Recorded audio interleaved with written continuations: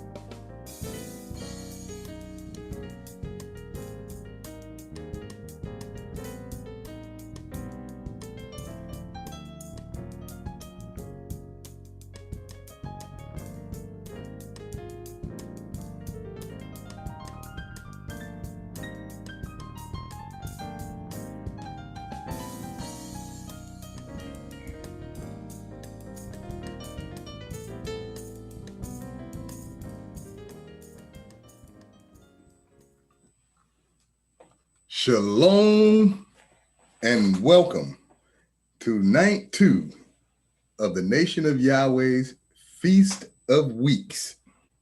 Tonight, at the Feast of Weeks, we'll have a welcome. First, we'll start out with the prayer. Then we'll have a welcome. After we have the welcome, we will have a presentation from the University of Yahweh. And directly after that, we'll introduce the teaching priest for this evening. And now I invite you to stand and face the east with outstretched hands as we open up night 2 of the Feast of Weeks with a prayer to our Heavenly Father Yahweh. O Yahweh, God of our salvation, save us, gather us together, and deliver us from this heathen, so that we may give thanks to thy holy name and glory in thy praises. Blessed be the holy name of Yahweh in Yisrael forever. O Yahweh, let them be confounded that persecute us, but let not us be confounded. Let our enemies be dismayed, but let not us be dismayed. Bring upon our enemies the day of evil and destroy them with double destruction. O Yahweh, forgive our fathers for breaking your laws, and please forgive us for breaking your laws. Help us to never bring shame upon thy great name, nor reproach against thy works. For surely we have turned ourselves to thee, O Yahweh, trying to be upright. And as we confess our faults, please grant us protection against all of our faults. Cleanse us of our secret faults and guide us to the best of morals. For surely our prayers and our sacrifices, our lives and our deaths are all for thee, O Yahweh. Tefillah. Ave Nu Shabbat Shemayim, Yikadesh Shemeaka, Tavo Malku Teraka, Yadze Rezonka, King Bashemayim, King Ba'aretz, and Lekem Kukenu, Tain La Nu Hayam, Uslat Lanu, O Kartienu, Kimo Sosol King, Gamanatnu, Lakotium Lanu, Baal Tevienu, Lade Nisayom, King Kal Senu, Min Hara, Kilaka, Hamamlaha, Veha Givara, Veha Tefieret, Leolame, Olamin Sila. We thank thee, O Yahweh, O living and eternal King, who has so mercifully restored our souls within us. So let everything that has breath praise Yahweh. And now we will have a welcome by Sister Abigail. Praise Yahweh. Praise Yahweh. Shalom Aleichem, family, and welcome to the Feast of Weeks 6024. My name is Abigail Morasha Israel from Orlando, Florida, and it is my great pleasure to welcome you. Blessed is he that comes in the name of Yahweh. Let us turn to Deuteronomy chapter 16, verse 16, that reads, 3 times a year shall all thy males appear before Yahweh thy God, in the place which he shall choose, in the feast of unleavened bread, feast of weeks, and in the feast of tabernacles. And they shall not appear before Yahweh empty. 3 times you must obey. When you do that, then you are doing what Yahweh says. What makes us unique is that we, the chosen ones, keep Yahweh's laws. And what makes our children unique is that they are being taught the laws of Yahweh. We are truly blessed for being able to observe what our ancestors were denied. Yes, our ancestors were denied this privilege of our forefathers for over 400 years, with our true history, language, and culture stripped away like it never even existed. Yet, here we are, the first of what they tried to make last.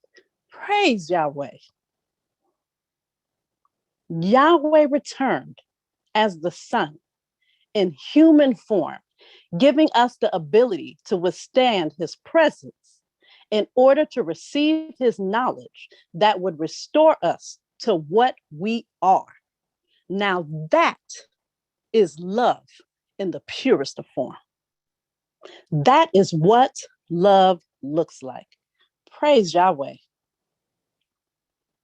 I want to testify to you that Yahweh is supreme. Yahweh is divine. Yahweh is of pure intelligence. And Yahweh makes no mistakes. You are not here tonight observing this feast simply by chance. You are here because it is of Yahweh's divine timing that appointed you to be a part of this.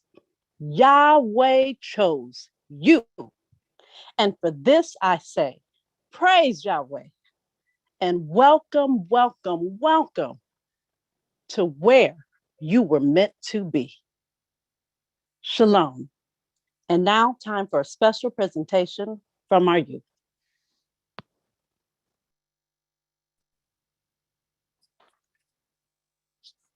Giving all reverence, esteem, grandeur, completeness, honor, and praise to my God, Yahweh ben Yahweh, the grand supreme architect of the universe, and the blessed and only potentate, the potentate's potentate.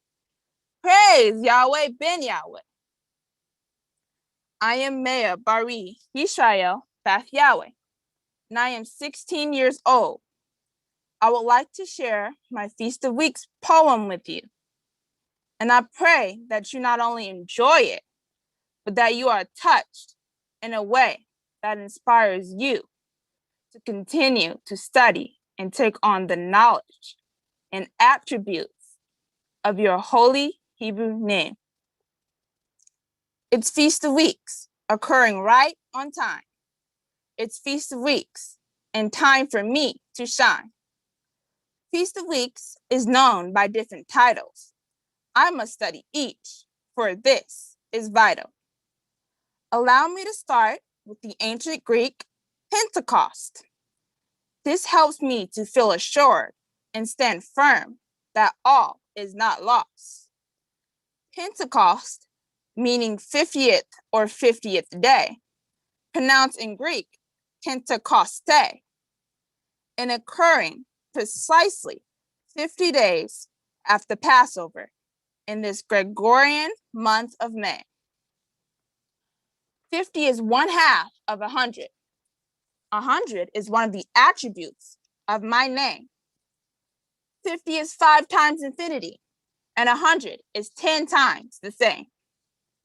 Maya also means a tower, which is a high rise, stronghold, or fortress. Replace the T in tower with the P, and you have power. That's power tower or tower power. This is my mind power, and this paints quite a picture-perfect portrait. In the Holy Bible, 50 signifies what is full, which comes after 49, or the 7 weeks of perfection and being total, complete, and whole. On a physical note, when we think about full, we think about our belly. Well, guess what?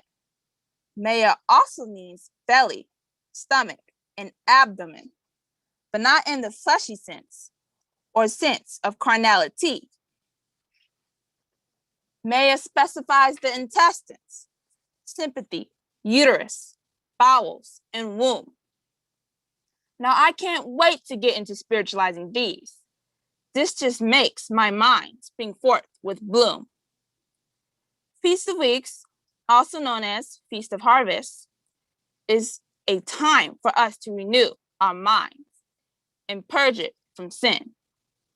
That's why in Exodus 34:22, it says, And thou shalt observe the Feast of Weeks, of first fruits, of wheat harvest, and of the Feast of Ingathering at the year's end.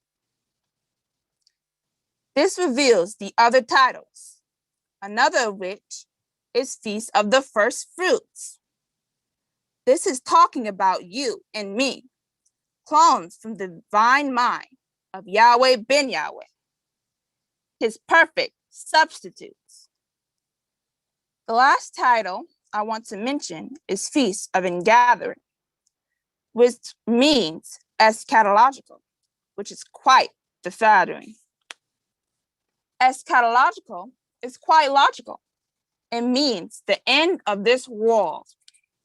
Out with the old and in with the new. Away with the old heaven. Away with this Luciferian mindset. Come on in with my real mind. Come on in with the new heaven of Yahweh ben Yahweh. For his mind is ethical and moral, which is forever. And I speak no lies, but only the truth. Even though I am female, my name is without gender. And this next attribute of my name reveals this fact. In this I do surrender. Although Maya means uterus, and the word uterus is so very phenomenal. Of man, it is the seat of generation. Wow, I am so glad to be born this day, at this time, before this warranty's time of expiration. The root word of generation is gene. Now this word attests that I am in fact a true queen. Gene is my fixed place in my genome's chromosome, a unit of my heredity. This is a part of my contract with my father, Yahweh ben Yahweh, my sacred and divine deity. Feast of Weeks is the closing of my Passover, closing out with the old negative side of me, and continuing to study my name to take on my optimal side with my new vibration and positive energy. I am putting a pause on my poem about my divine name and closing out with more information on my attribute, which is tower. This exposes more of my heritage of my mind's superpower in my Yahweh brain. Tower as a verb means to rise high. This is not speaking of my physical vessel, but my mind's ability to reach limits exceeding the upper regions of any and all of heaven's skies. Etymologically, as a verb, tower means towering, so as to fly high and swoop down on prey. Now, this is my ultimate ability to chase out all of those satanic angels from my mind and cast them out in the name of my father, Yahweh ben Yahweh. Praise Yahweh ben Yahweh. Praise Yahweh. I thank Yahweh for the University of Yahweh and the students that are so astute as to come and give a presentation at the Feast of Weeks, which last night we learned that it is also the Feast of Seven, which is perfection. Praise Yahweh. And now I have the great pleasure of introducing tonight's keynote speaker. This speaker that we'll be presenting tonight is a soldier in the army of Yahweh. She's in the executive branch. She's also the executive director of the Neo Jazz School of Music. She's also the executive director of Builders of the Highway Foundation. She's the founder of TMH Financial Solutions, in which she holds the office of Chief Solutions Officer. Now, TMH it's referencing the Most High, Yahweh, but it also is referencing the spelling of her name, Tav Mem He. Brothers and sisters, it is my great pleasure to introduce to you tonight my queen and a wonderful person that Yahweh has chosen and raised up to present information to you tonight. And hold on to your seats because it's going to be a ride. I'd like to introduce to you tonight Sister Tamar Yisrael, and she will begin her presentation immediately. Praise Yahweh. What a introduction. I'm feeling the same energy you felt last night, and just being able to just follow through on that wisdom and share.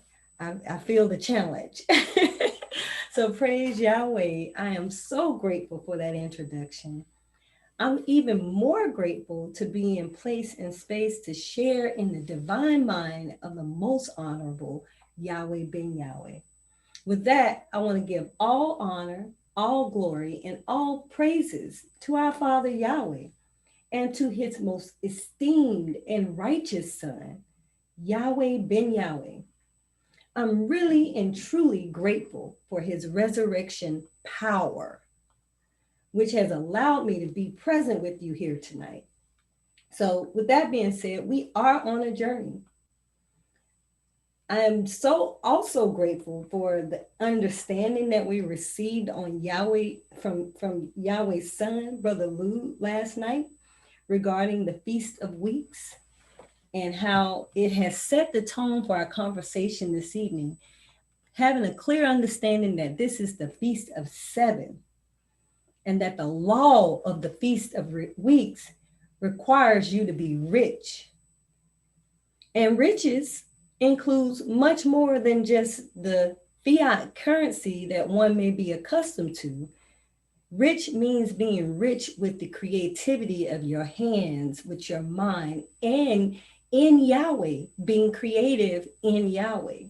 So we understand that. We also understand that the law of the Feast of Weeks gives us power. We gain powers through keeping the law of the Feast of Weeks. That's right, family. I said powers. Just like our sister Maya just shared tonight, the power, the tower and the power in her name. Keeping the law of the Feast of Weeks imbues upon us power. Now, one might say, I've been keeping the Feast of Weeks for a while now, and I'm still in poverty. Now, you mean to tell me that the law of the Feast of Weeks requires us to be rich? One might also ask, what's wrong with me? And what am I doing wrong? Well, we want to begin to learn of the power that believing in Yahweh ben Yahweh will afford us. You know, keeping the law of the Feast of Weeks does imbue us power, but we have to make sure that we're using right and righteous judgment. And these are some powers that we gain through our apt study, aptly applying 2 Timothy 2:15, rightly dividing that word of truth, so we can gain that wisdom, knowledge, and understanding, which is the power.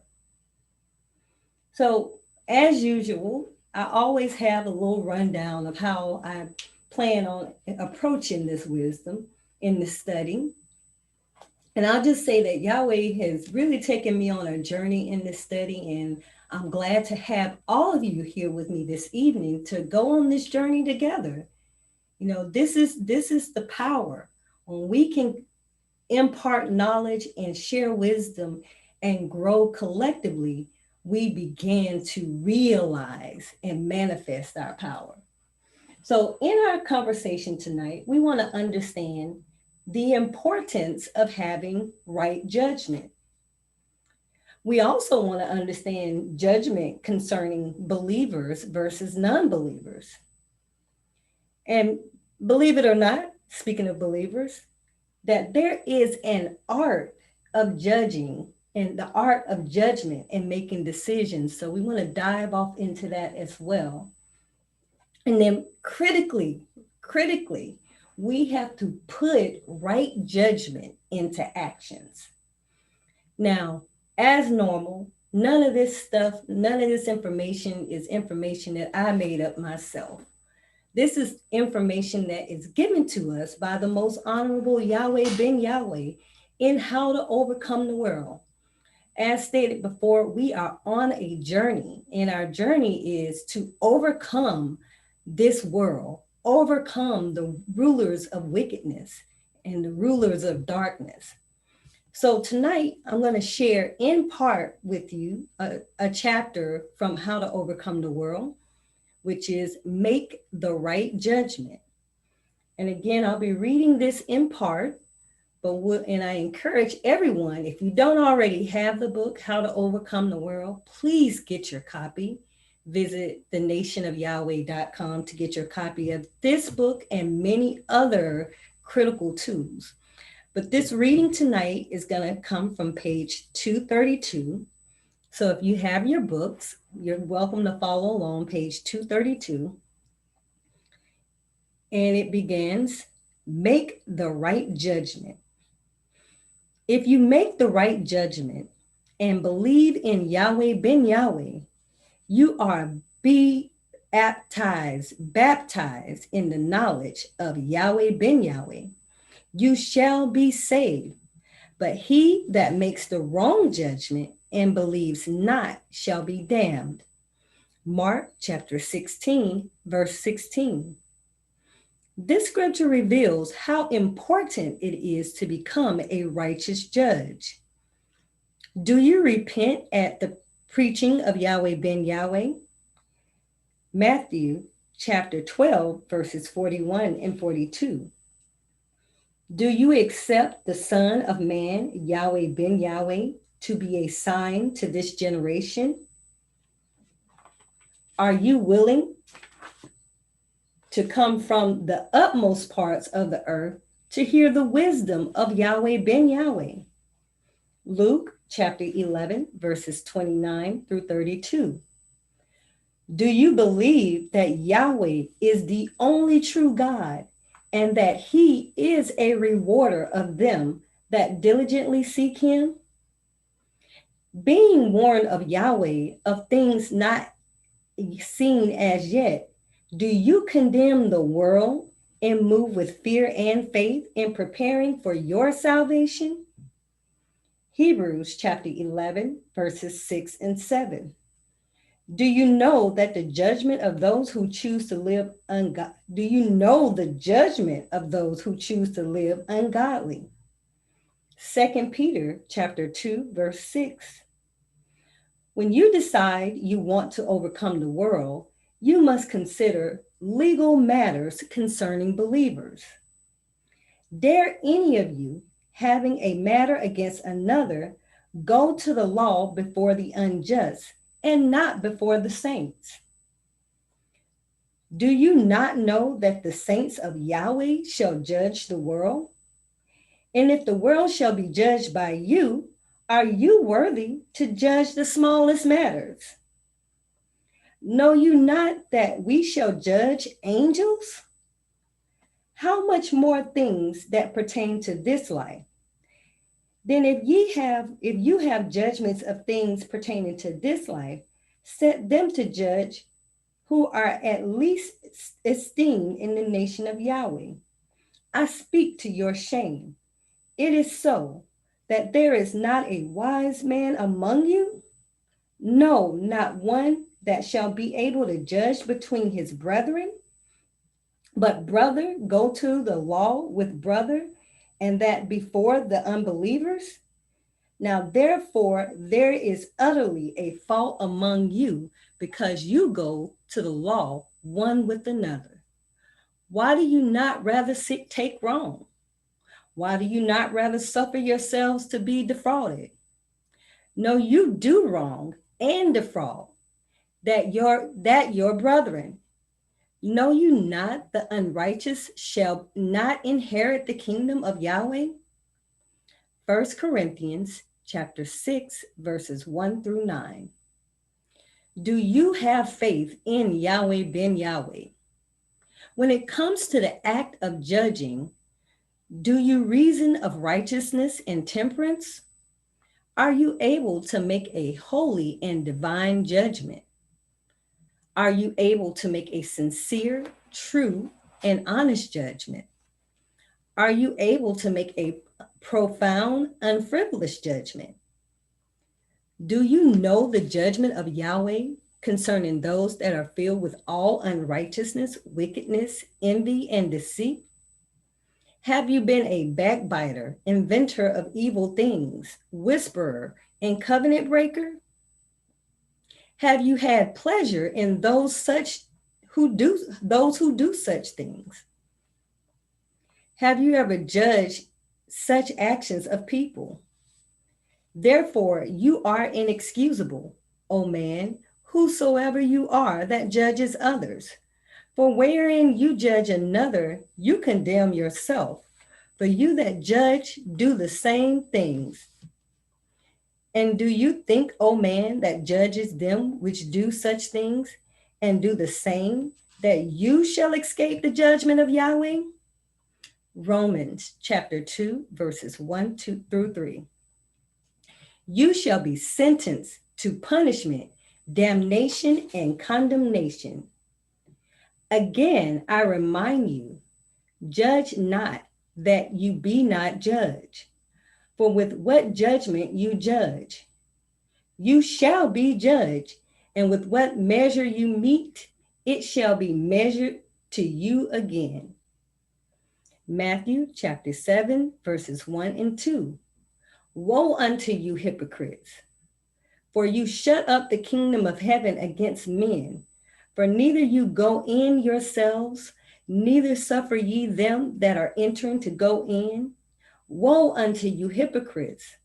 For you devour widows' houses, and for a pretense make long prayer. Therefore you shall receive the greater damnation. Woe unto you, hypocrites!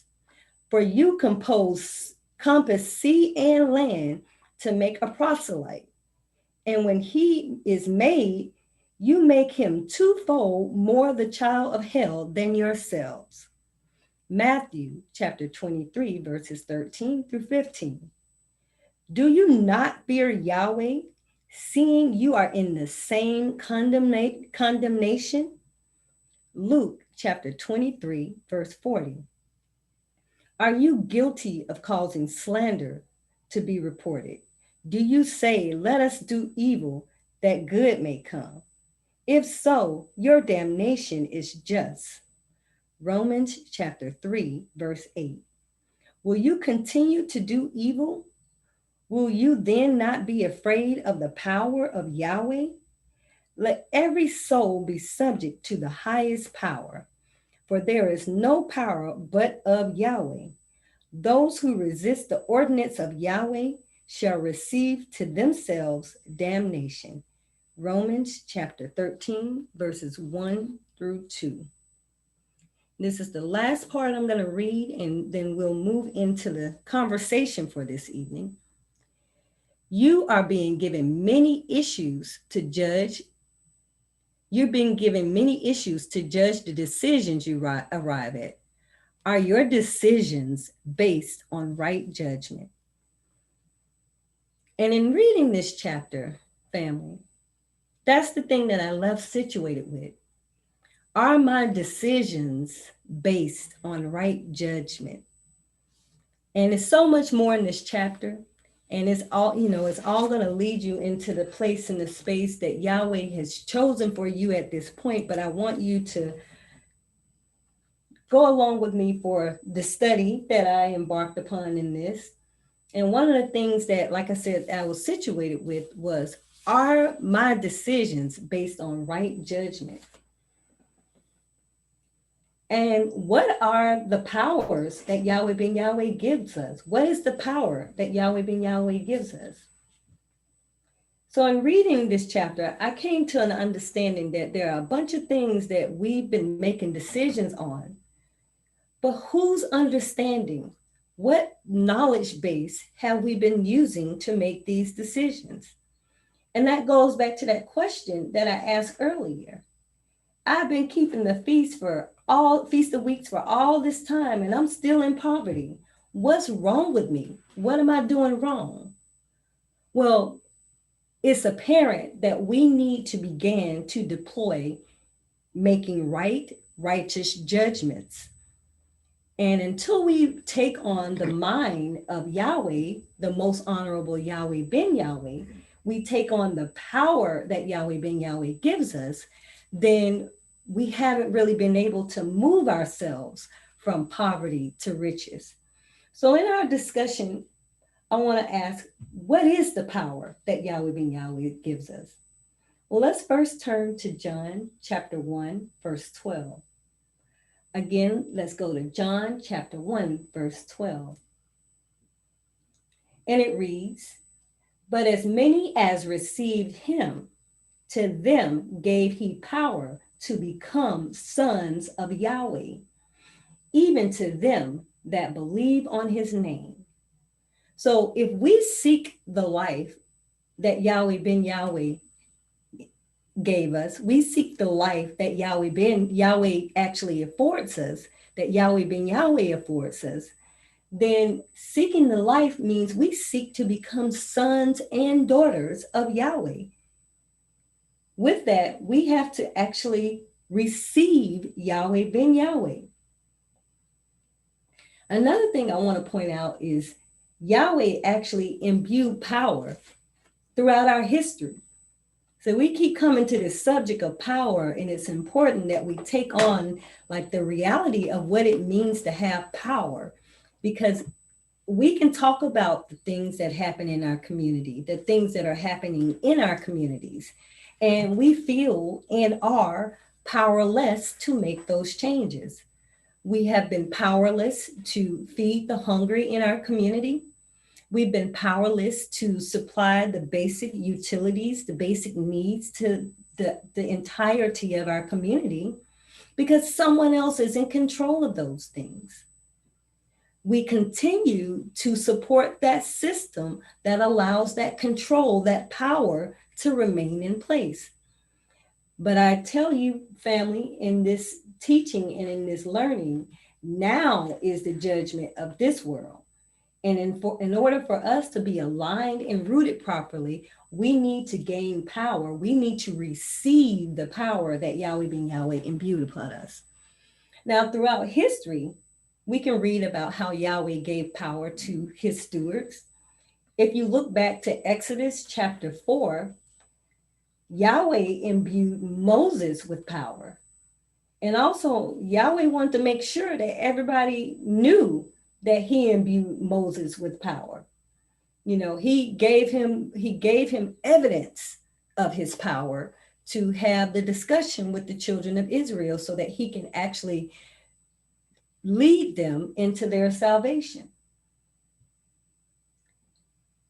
And on countless occasions throughout the text and throughout our history, Yahweh verified, established, and rendered his power that we may know Yahweh to be the true and living God. But we have to know this, and we know this through believing, through our beliefs. Now, what do we believe in these days? You know, we tend to lean towards believing in Santa Claus. We talk about beliefs, right? Santa Claus, Satan Claus, the Easter Bunny, all the Tooth Fairy, all these lies over all these years. And those are the very obvious ones. But if you dig deeper, you begin to reveal and you begin to unfold so many more. So a belief is a really important concept to actually gaining your power.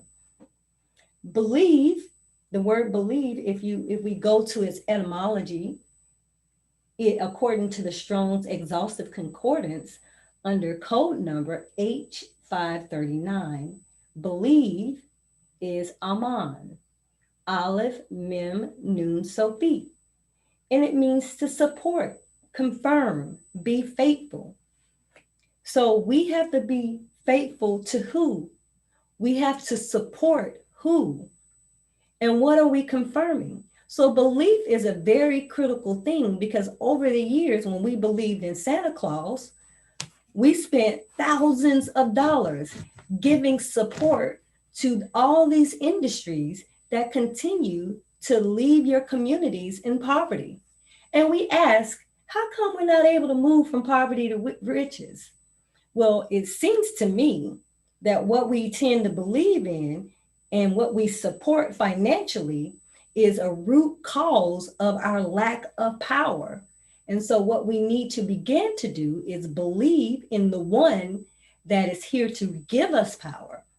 But I'm going to keep going because there's so much of this that I want to get to as much as I can with the time we have allotted. Now, belief also is rooted in your understanding. When you think about it, confirm. You have to have understanding and clarity to confirm something. And this is where coming into some clarity on judgment is a good place for us to move into. Because if you're going to confirm something, you got to have some kind of basis for actually being able to judge that, to confirm it. Well, judgment is the process of forming an opinion or an evaluation by discernment. And it's also an opinion or an estimate so formed. It's also the capacity for judging. But what sticks out to me in both of these definitions of judgment is discerning. And judgment means so much more. It's also a formal utterance of an authoritative opinion. It's also a formal decision given by a court. So judgment has so many different implications. But the one thing I want to expand on just a little bit is the word discernment. Because we talk about what we believe in, it's got to be rooted in something. And we're answering the question of why haven't we moved from poverty to riches? And we saw just a moment ago, our beliefs lead us to support, whether it be financially, mentally, socially, or whatever, support that thing that we believe in. We confirm it through our actions and our regular participation in it, using maybe against our better judgment in most cases. And we also, in terms of what we support, I'm talking about being faithful to. Having faith towards something leads us to continue to move in that thing just because we believe in it. So discernment plays a key role here. And discernment is the power to see what is not evident to the average mind. I want to say that again. Discernment means a power. It is a power to see what is not evident to the average mind. Discernment also stresses accuracy. Now, this is a definition pull, or I'm sorry, definitions pulled from the Merriam-Webster's online dictionary. So if you're looking for a greater understanding of discernment, we have a whole lot of tools that are available to us. Discernment also leads to perception. It also implies quick and often sympathetic discernment as shades of feelings. Discernment is also related to insight. So there's a lot to this discernment and judgment that we really got to dig deep on. And we, again, we're answering the question, why are we still in poverty if we keep the law of the Feast of Weeks? But then we have to ask ourselves, are we truly keeping the law of the Feast of Weeks? And here we find that where we spend our money is also critical, where we lend our support to.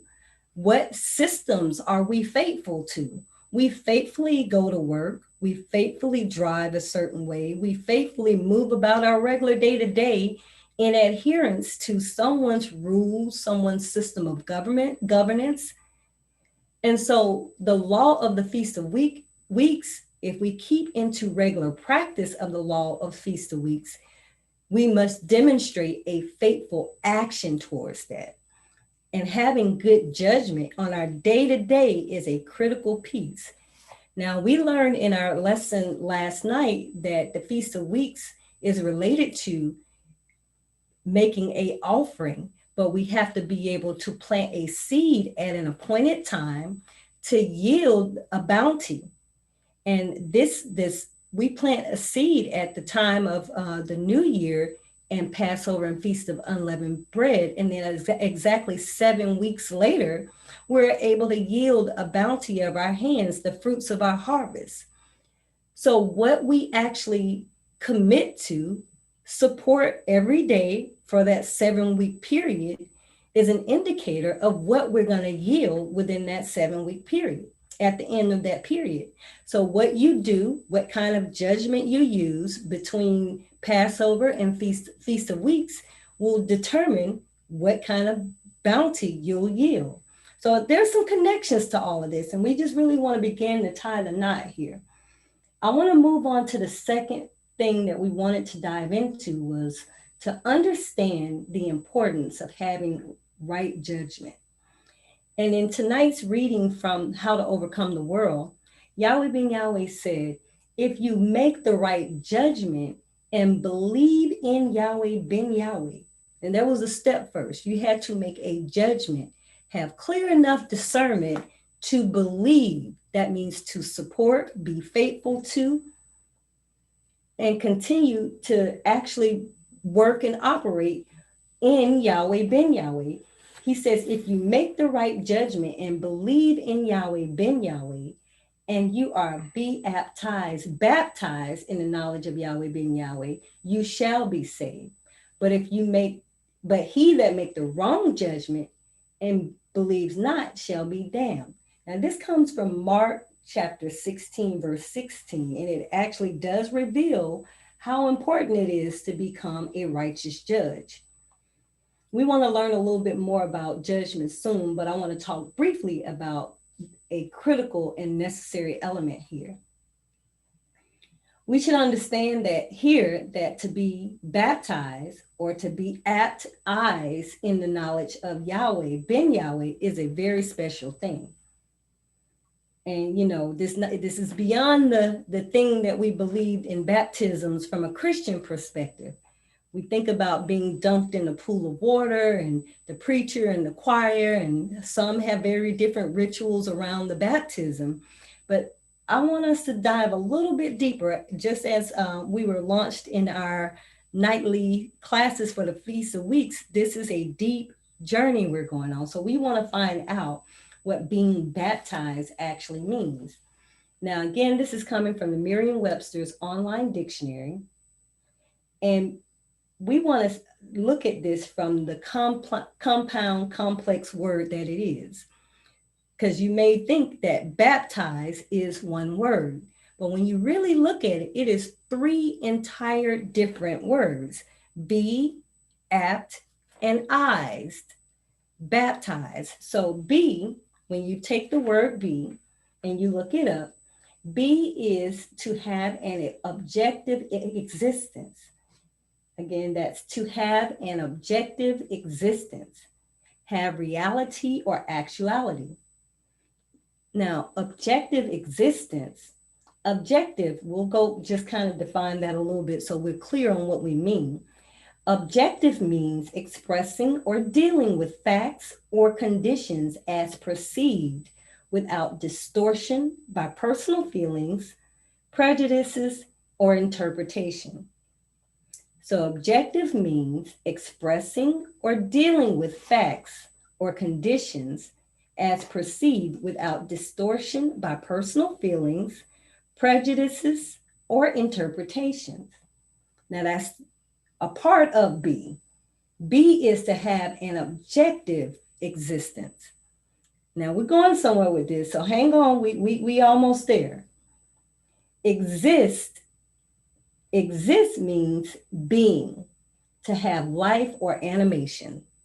So we all need to be able to exist. So to be, you need to have an existence, a being. That means we're beings that are able to express or deal with facts or conditions without someone else telling us things like prejudices or someone else interpreting things from us. As beings, we all have that Yahweh given right, according to this definition, to be able to exist without someone else's influence, prejudice, or interpretations.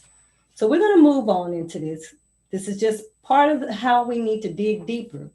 Now, apt, because we're still talking about baptized, apt is an adjective, which is keenly intelligent and responsive.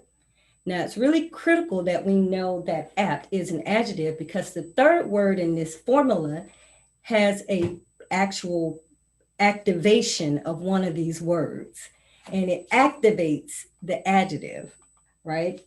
So apt is the adjective, be is who we are, we're the beings.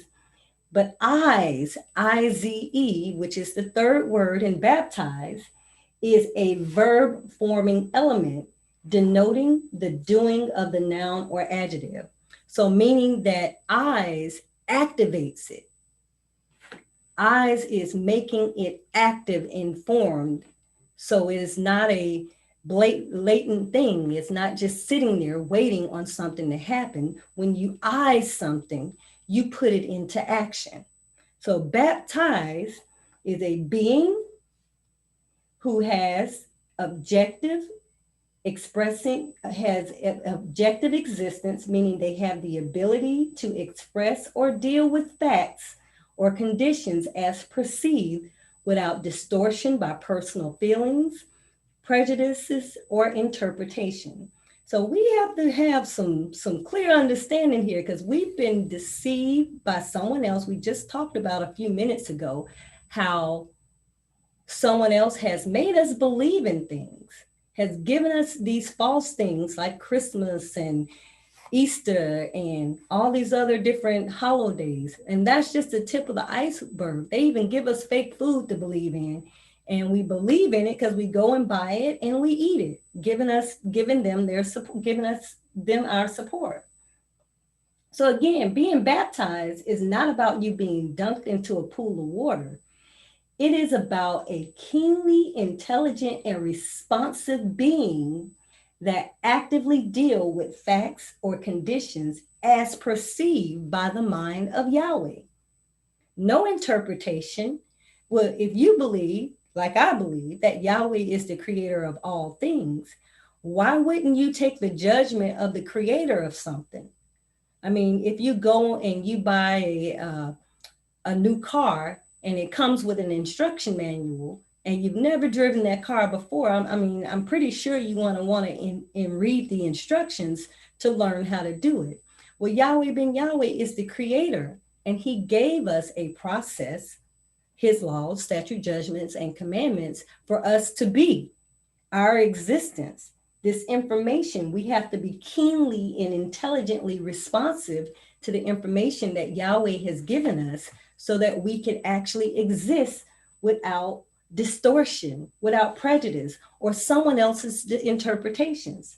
So we have to become baptized in the wisdom, knowledge, and understanding that the most honorable Yahweh ben Yahweh has given us, so that we can reap the harvest from our labor that is brought on by keeping the law of the Feast of Weeks. Now, we got so much more of this, and I'm going to try not to jam pack too much information, but it was so much. So praise Yahweh, we're going to keep going. Now, let's talk about, this is all related to judgment. Judgment is concerning believers versus non-believers. Now, when we talk about judgment versus believers, and judgment concerning believers versus non-believers, when you decide, Yahweh ben Yahweh said in this book, when you decide you want to overcome the world, you must consider legal matters concerning believers. Now I want to pause on that for a second.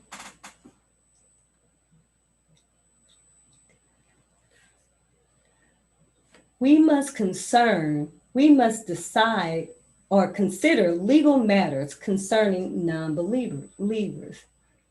What we must deal with in this matter is that believing or having belief is no small matter. Okay, we talked about that a little bit earlier, that believing and in a belief in something is we support it, we confirm it, and we're also faithful to it. So it's no small matter to be a believer in something.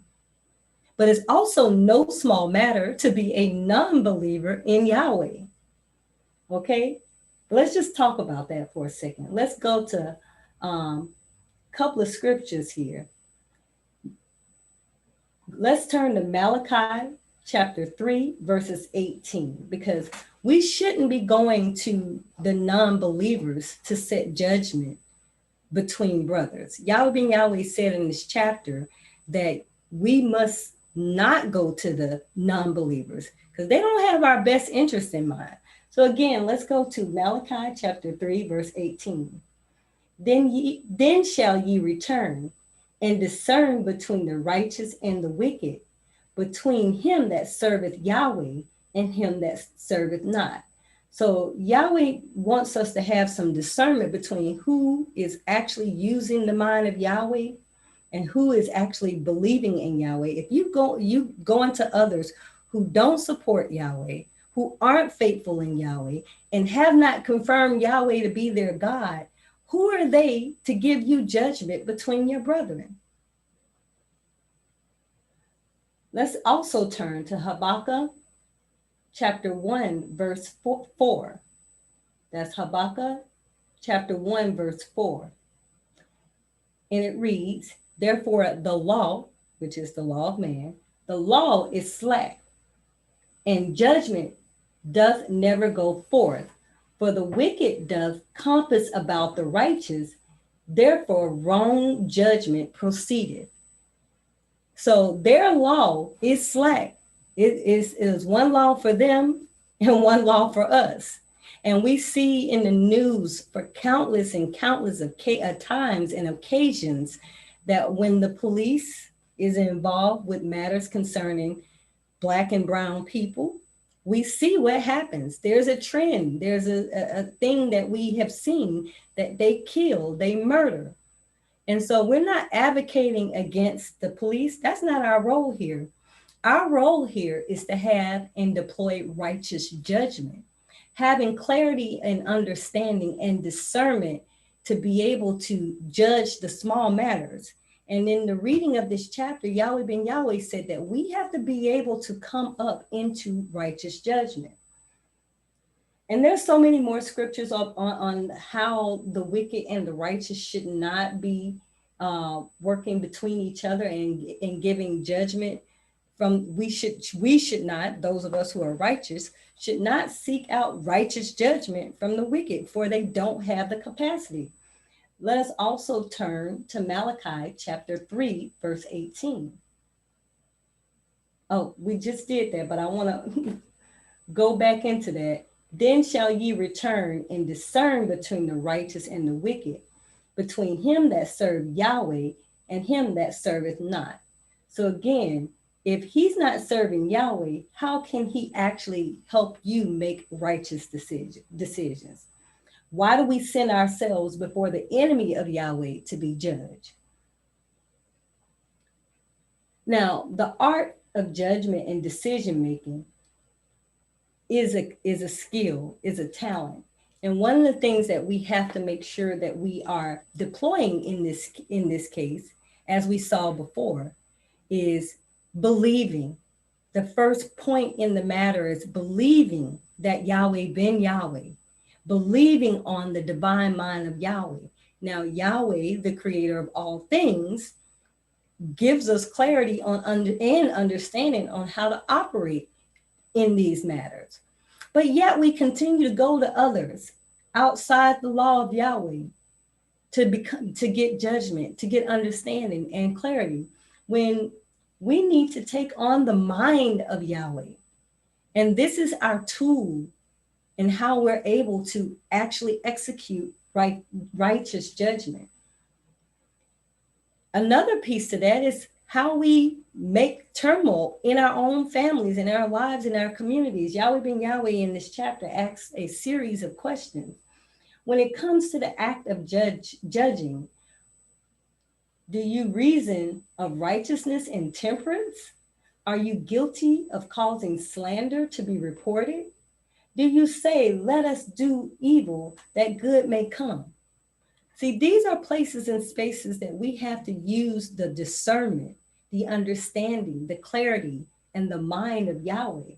It's how we support and be faithful to the law of Yahweh over the law of the non-believer. He also asks, do you ever make judgment to fight or disagree with your enemy, competitor, or rival? Well, we know that Yahweh ben Yahweh tell us to run from your enemies, not to, and to agree with him quickly. Because one, you don't want to be caught up in a situation where you're going to be in a snare with the enemy of Yahweh. So it's actually at that time that I got to bring this to a close, but I want to talk briefly before we end on how and what we need to do to put right judgment into action. Yahweh ben Yahweh is the one whose business and special gift is to judge. So there is a clear connection here to being able to have the gift, the discernment, the tool of being able to judge rightly. Have you wondered why you haven't moved from poverty to riches? Could it be that we are still working to take on the full mind of Yahweh? None of us can take on the full mind of Yahweh. Yahweh ben Yahweh has told us, but we can fully take on Yahweh as how we operate. We can fully take on the mind of Yahweh in ourselves and get rid of that old mind. We should not operate with the old mind at all. We have to operate with Yahweh ben Yahweh's mind.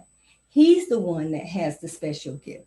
So first point in discernment is realizing that you got to put off that old man and take on the new mind of Yahweh. We have the gift through the powers imbued upon us through Yahweh. And again, that leads us back to John chapter 1, verse 12. But as many as received him, to them gave he power to become the sons of Yahweh, even to them that believe on his name. So Yahweh ben Yahweh is the one that gives us the power. So if we're having troubles making the decisions, we can go back to that question of what would Yahweh have us do in these situations? Have we studied enough to learn, to be able to understand and discern from righteous actions to unrighteous judgment? And then the next point of that is once you've been able to make better judgment and decisions for yourselves, and this goes to everything that we do, from eating unrighteous and unethical foods to being in unrighteous and unethical places. Is it against your better judgment to do what you're doing right now? So we have to ask ourselves this: is this thing gonna cause me to be wealthy and rich in Yahweh? Is this of Yahweh? We have to question ourselves in these actions in everything that we do. The next thing that we have to do is Yahweh ben Yahweh commands us to preach unto the people and testify that Yahweh ben Yahweh, which is ordained of Yahweh to be the judge of quick and dead. So we know that we don't have what it takes to execute righteous judgment on our own. We've heard teachings of the most honorable Yahweh ben Yahweh saying if he left it up to us, it's a lot of people that would be dead. Put a gun in our hands to execute judgment, and it's a lot of people that would go. So we cannot operate with that mindset. It's taking on the mind of Yahweh and letting Yahweh be the judge. I can, and really announce to yourself, I can of my own self do nothing. As I hear, I judge, and my judgment is just because I seek not my own will, but the will of the Father, Yahweh. So we have to ask ourselves, whose will are we imposing on every situation? Is this the will of the Father? And as we go out and teach and preach and shine the light of Yahweh, we have to be mindful of the mind of Yahweh. We have to be mindful of believing in Yahweh. And we have to be mindful of supporting and having faith in Yahweh so that we are able, we're apt to make right and righteous judgment. Well, that is beyond my time, family. And I'm just so grateful to have been able to share a little bit of what Yahweh Ben Yahweh gave me in reading this chapter. It was indeed a great chapter, as with the entire book. So I encourage you, if you don't have How to Overcome the World, please get that book. Please get that book. It will take you on the journey that you need to save your life.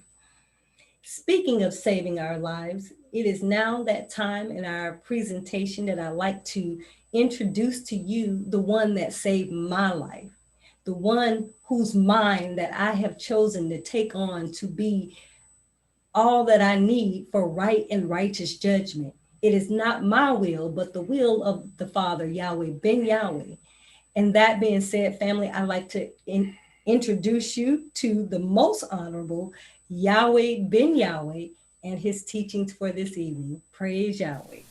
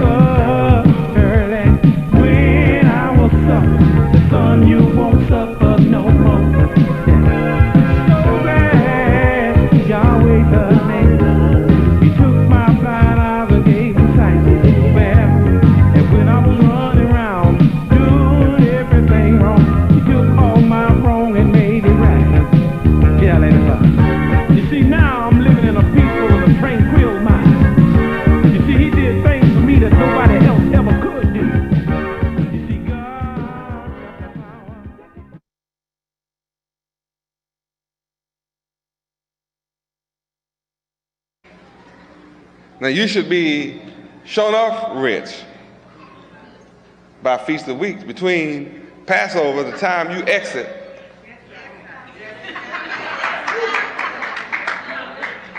by the time you exodus America,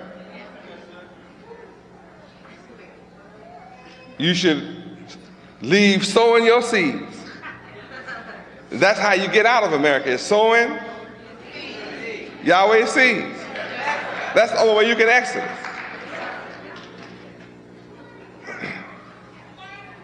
And in 7 complete sevens, you should have so much wealth that you need cargo planes and things just to bring your offering to Yahweh. Now, some of you know that this week I have revealed infinite wealth to you. And true wealth is when you sanctify yourself and become holy. Leviticus 11:44. You're going to have to go to work yourself, own yourself. You can't do it without my help, but once I shine the light on Satan, then you have to go to work, sanctifying yourself. You got to study that. Sanctify yourself. For I am Yahweh ben Yahweh, your God. And because I am, you shall therefore sanctify yourselves, and you must be holy. Why? Because I am holy. And neither shall you defile yourself with any creeping thoughts. Any thoughts creeping around in your mind. Don't leave any in there. You have to get rid of all wicked, abominable thoughts out of your head. Don't eat any of them. Don't swallow any wicked thoughts. Don't let any wicked thoughts hang around and defile the body of your mind. I'm going to say again, I'm just kind of building on all this week as we move forward. It's against the law of Yahweh to be poor. That's a shock. It's against the law. You can't follow Yahweh and be poor.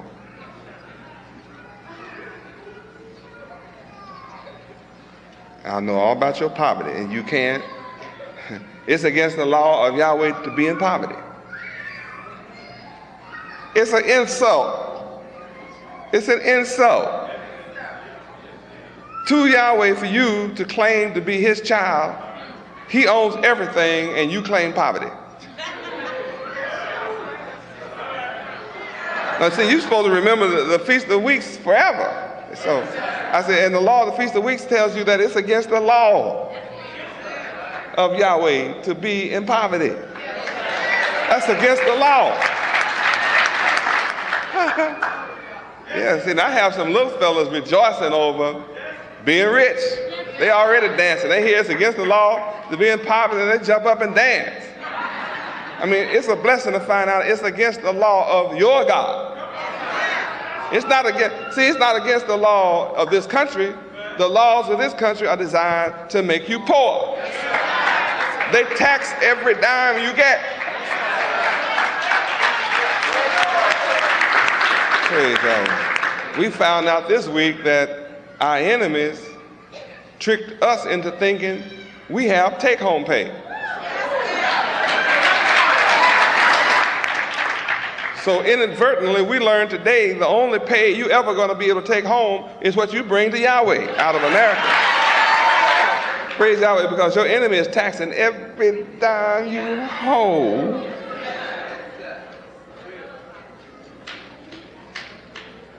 And that's why you can't make the progress you want to make.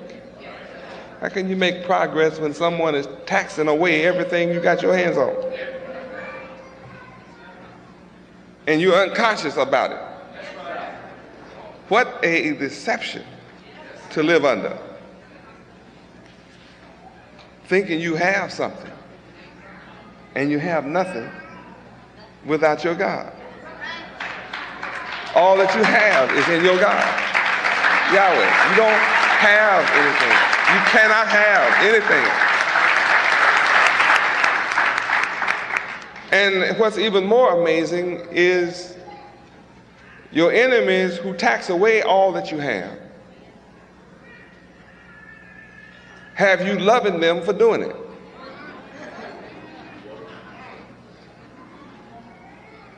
The people who put you in poverty, you love them for putting you and keeping you in poverty. Because you, my people, want to be like them instead of being like your God, Yahweh. What a shortfall.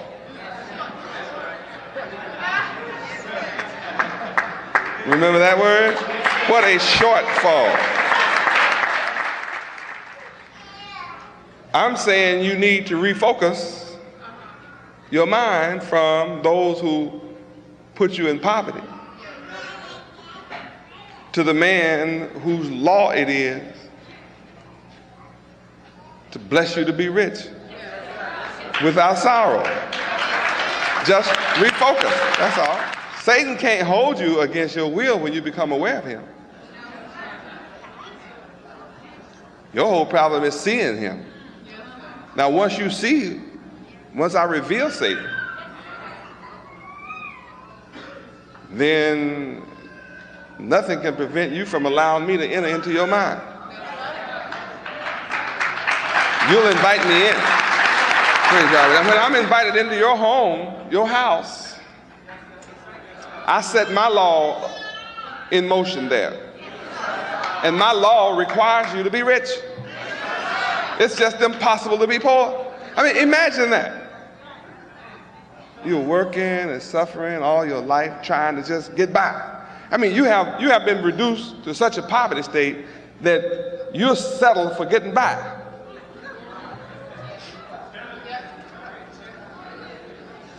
If you can just pay your enemy off every month, you're happy.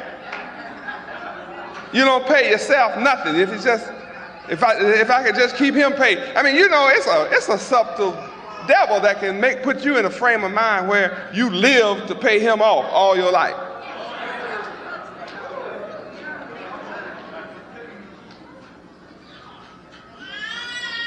And he never allows you to pay him off.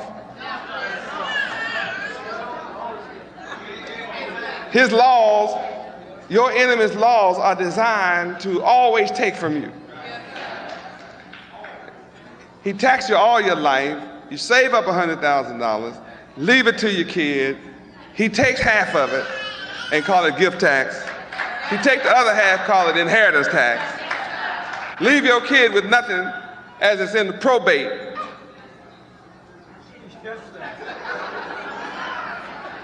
Probate means in the hands of the court. And if you don't understand who the court is, you need to go down and look and see.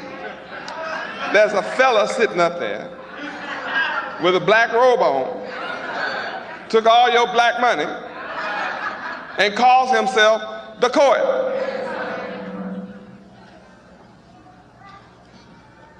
Now, when all this money is in the hands of the court splits it up with his family. And you're unconscious of that too. You may complain, but then you're happy with your enemy. If you just get some of it, he lets you get a little bit of what your people work for all their life, and you feel grateful to get a little bit. If you can just pay your light bill and your house note or rent,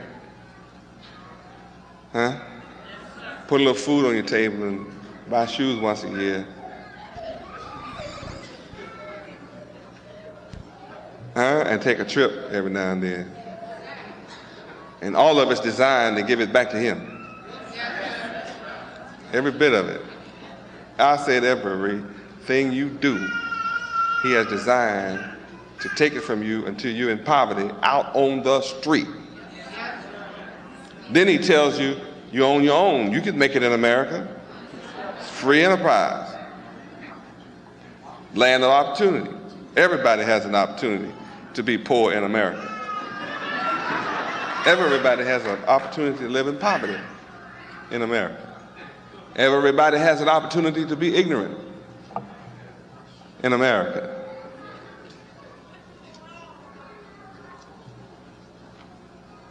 This knowledge we've learned this week about the law of Feast of Weeks makes you want to have known Yahweh all your life. It really does. And what I love about Yahweh is his power to take you from nothing to something. So I take you from 0 to 1. I'm the one. After you move from 0 to 1, you can go from there anywhere, as far out as eternity will carry you.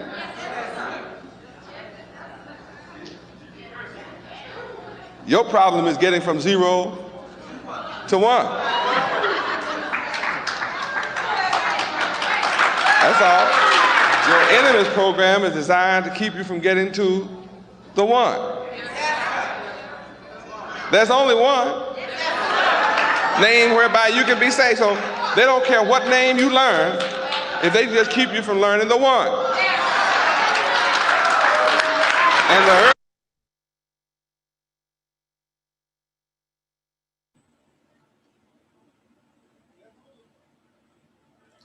Wow. Praise Yahweh. There is so much wisdom and the law of the Feast of Weeks. So much wisdom. Woo. Yahweh said, woo, he said so much in there. I just want to look at what the righteous judgment gets. Look at what the righteous judgment gets us. He said they have you paying taxes on your inheritance. And your children can't get rich. You know, he have you paying taxes on, have you paying taxes when you're dead, basically.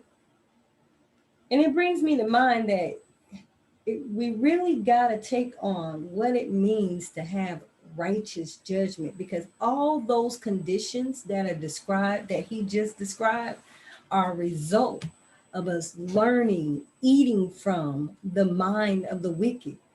Isn't it time for us to run to the mind of the righteous, run to the mind of Yahweh? The mind of the wicked gives us righteous judgment in all things, and how we eat, how we educate ourselves, where we live, how we interact with one another. You know, it gives us unrighteous judgment on all those things. Just look at Proverbs chapter 10, verses 11, and then we're going to jump down to 32. And it reads, the mouth of a righteous man is well of life, but violence covereth the mouth of the wicked. And then in verse 32, it reads, the lips of the righteous know what is acceptable, but the mouth of the wicked speaketh frowardness. And then one more, we're going to move to a close.